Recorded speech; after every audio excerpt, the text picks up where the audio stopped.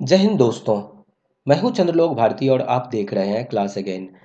साथियों, रूस यूक्रेन युद्ध को 4 साल से ज़्यादा का वक्त बीत चुका है। लाखों लोग मारे जा चुके हैं, अरबों खरबों डॉलर पानी की तरह बह चुकी हैं, लेकिन जंग खत्म होने का नाम नहीं ले रही है। दुनिया थक चुकी है, मीडिया की हेडलाइन बदल चुकी हैं, लेकिन यूक्रेन की ज़मीन पर आज भी बारूद की गंध वैसी ही आ रही है। इसी बीच यूक्रेन के राष्ट्रपति वोलोदिमीर जेलेंस्की ने एक नया और बेहद चौंकाने वाला दांव खेला है। 40 डे इन्फ्लुएंस ऑपरेशन। जब हम इन्फ्लुएंस ऑपरेशन शब्द सुनते हैं तो हमारे दिमाग में आमतौर पर इंफॉर्मेशन वॉरफेयर, नैरेटिव बिल्डिंग या सोशल मीडिया प्रोपेगेंडा आता है। हम सोचते हैं कि कैसे कोई देश मीडिया का इस्तेमाल करके दुनिया को अपने पक्ष में करता है। लेकिन दोस्तों, जेलेंस्की का यह ऑपरेशन केवल बयानों या एक्स तक सीमित नहीं है। इसके पीछे जमीन पर बारूद बरस रहा है और रूस के भीतर तबाही मची हुई है।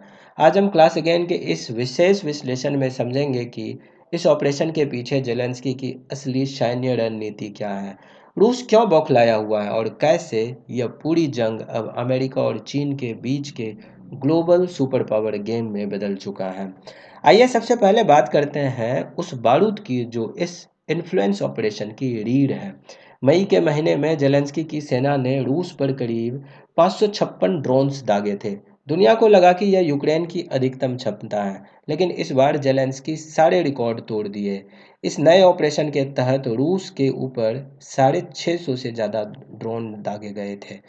अब आप कहेंगे कि रूस का एयर डिफेंस सिस्टम दुनिया में सबसे बेहतरीन माना जाता है, तो इसका क्या हुआ? हाँ, ये सच है कि रूस ने अपने एडवांस एयर डिफेंस से कई ड्रोन्स को हवा में ही मार गिराया है।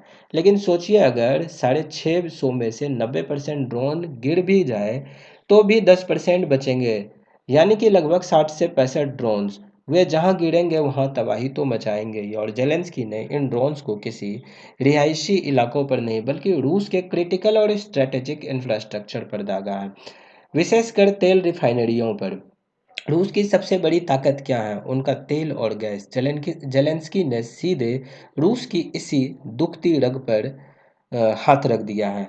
रूस, जो दुनिया का सबसे बड़ा तेल उत्पादक और निर्यातक माना जाता है, उसके कई इलाकों में इन हमलों के कारण रिफाइनरियों पर काम ठप हो गया। पर्दे के पीछे से खबरें आ रही हैं कि रूस के कुछ हिस्सों में तेल की इतनी किल्लत हो गई है कि उन्हें अब तेल इंपोर्ट करने की नौबत आ रही है। इसे कहते हैं आर्थिक मोर्चे पर चोट पहुंचाना।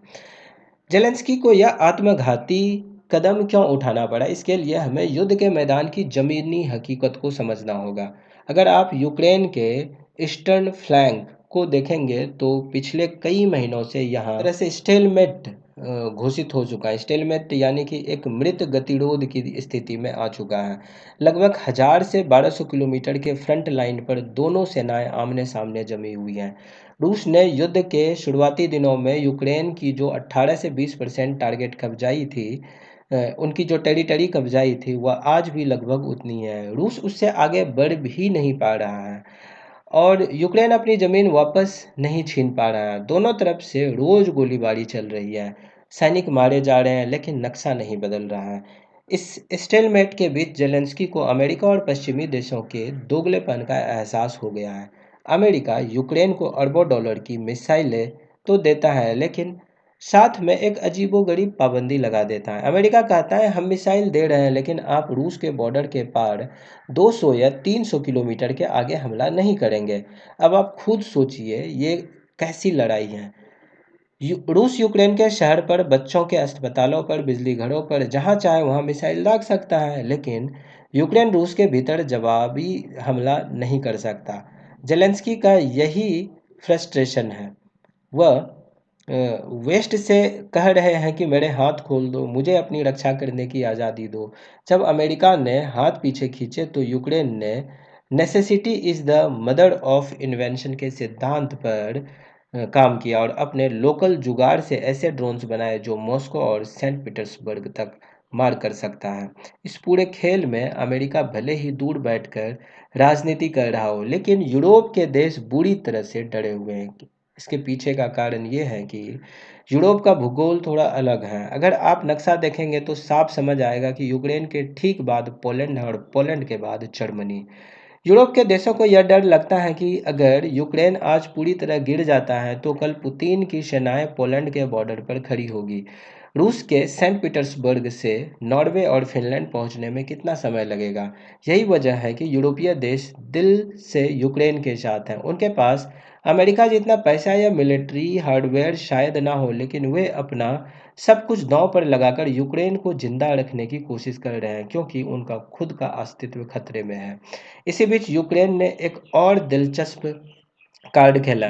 जब ईरान ने मिडिल ईस्ट में ड्रोन हमलों से तबाही मचाना शुरू किया, तब जेलेंस्की ने अपने 200 से अधिक मिलिट्री ड्रोन स्पेशलिस्ट्स को मिडिल ईस्ट भेजा था। यूक्रेन ने वहां के देशों से कहा कि जो शाहिद ड्रोन्स ईरान आपके ऊपर दाग रहा है, उन्हीं ड्रोन्स को रूस पिछले 3 सालों से हमारे ऊपर दाग रहा है।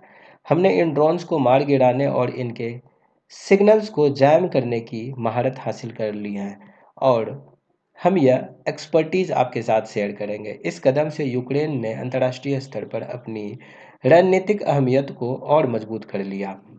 अब बात करते हैं हम लोग रूस की। यूक्रेन के इस लगातार और सटीक ड्रोन हमले ने मॉस्को के भीतर एक अभूतपूर्व खलबली और फ्रस्ट्रेशन पैदा कर दिया है। रूस जैसी महाशक्ति जिसके पास दुनिया का सबसे बड़ा परमाणु जखीरा है, वह अपने घरेलू तेल रिफाइनरियों को एक छोटे से देश के ड्रोन से नहीं बचा पा रही है।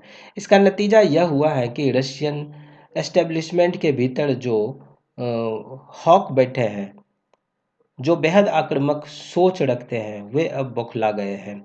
रूस के कई सीनियर अधिकारियों और विचारकों ने खुलेआम यह मांग शुरू कर दी है कि पानी सिर से ऊपर जा रहा है। यूक्रेन के खिलाफ टैक्टिकल न्यूक्लियर वेपन्स यानी छोटे परमाणु हथियारों का इस्तेमाल कर देना चाहिए।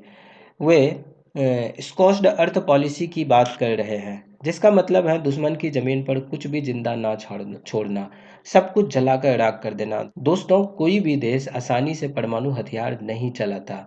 अगर रूस ने गलती से भी ऐसा किया तो इसके वैश्विक परिणाम इतने भयानक होंगे कि पुतिन खुद इसे संभाल नहीं पाएंगे और रूस पूरी दुनिया से अलग थलग पड़ जाएगा। लेकिन रूसी मीडिया में परमाणु हथियारों की यह चर्चा ही यह साबित करने के लिए काफ़ी है कि जेलेंस्की के इन्फ्लुएंस ऑपरेशन ने रूस को कितना गहरा जख्म दिया है। रूस इस फ्रस्ट्रेशन का जवाब कैसे दे सकती होती हैं बेलारूस फैक्टर की। पिछले कुछ हफ्तों से खबरें आ रही हैं कि रूस ने अपनी 7 सैन्य डिवीज़न को बेलारूस के बॉर्डर पर तैनात कर दिया है। रूस इसे एक सामान्य सैन्य अभ्यास कह रहा है, लेकिन युद्ध के बीच इतनी बड़ी फौज के साथ अभ्यास कोई नहीं करता। अगर आप नक्शा देखेंगे तो रूस अगर आप नक्शा देखेंगे तो यूक्रेन की राजधानी कीव के बिल्कुल उत्तर में बेलारूस का बॉर्डर है। बेलारूस के राष्ट्रपति अलेक्जेंडर अलेक्जेंडर लुकाशेंको पुतिन के एकदम पक्के यार हैं। 2 साल पहले ही रूस ने अपने परमाणु हथियार बेलारूस में डिप्लॉय कर दिए थे। यदि पुतिन ने आदेश दिया तो रूसी सेना बेलारूस सैनिकों के साथ मिलकर सीधे उत्तर के कीव पर हमला कर सकती है। यह यूक्रेन के लिए सबसे भयानक स्वप्न की तरह होगा, क्योंकि यूक्रेन के पास एक साथ 2 मोर्चों पर लड़ने के लिए ना तो सैनिक है, ना हथियार है और ना ही इतने सारे पैसे हैं। लेकिन इन सब के बीच मेरे मन में एक गहरी गणना ये आ रही है कि साल 2026 में ये लड़ाई हमेशा के लिए खत्म हो जाएगी।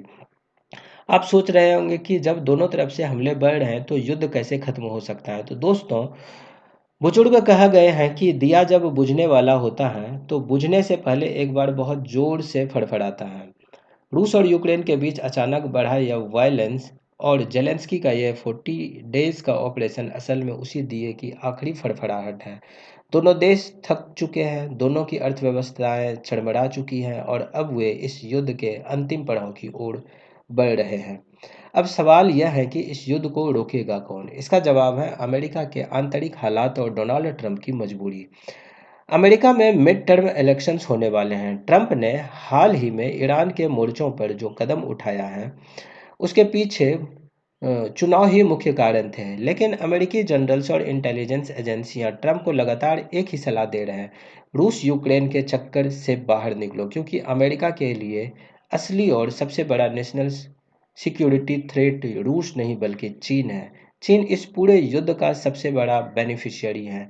चीन का बस चले तो वह पर्दे के पीछे से ईरान और रूस को अरबों डॉलर का मदद देता रहे, लेकिन ताकि वे लड़ते रहे। क्योंकि जब तक रूस और यूक्रेन में जंग चलती रहेगी, अमेरिका का ध्यान भटका रहेगा, उसका पैसा और गोला बारूद खर्च होता रहेगा। चीन बिना एक भी सैनिक गंवाए और सबसे बड़े दुश्मन अमेरिका को पूरी दुनिया में जलील करवा रहा है। इसलिए डोनाल्ड ट्रंप की ये मजबूरी बन चुकी है कि वे नवंबर के चुनाव का इंतजार किए बिना बहुत जल्द पुतिन और जेलेंस्की की एक टेबल पर मीटिंग करवाएं और इस चैप्टर को क्लोज करें, ताकि पूरा वेस्टर्न वर्ल्ड और नाटो मिलकर चीन के उभरते खतरे का सामना कर सके। भारत का रुख भी इसी मोर्चे पर हमेशा से स्पष्ट रहा है कि हम किसी भी देश के खिलाफ अमेरिकी मोहरा नहीं बनेंगे, लेकिन यदि चीन अपनी हरकतों से बाज नहीं आता तो उसे करारा जवाब दिया जाएगा। तो दोस्तों, जेलेंस्की का यह 40 डेज का इन्फ्लुएंस ऑपरेशन केवल पब्लिसिटी स्टंट नहीं, बल्कि डूबते हुए देश की डूबते हुए देश को तिनके को पकड़ने और रूस को बातचीत के मेज पर खींचने की आखिरी सैन्य कोशिश है। क्या आपको भी लगता है कि 2026 में ये भयानक युद्ध हमेशा के लिए शांत हो जाएगा? अपनी राय कमेंट सेक्शन में जरूर साझा करें। वीडियो को लाइक करें, चैनल को सब्सक्राइब करें और देखते रहिए क्लास अगेन। जय हिंद, वंदे मातरम, भारत माता की जय।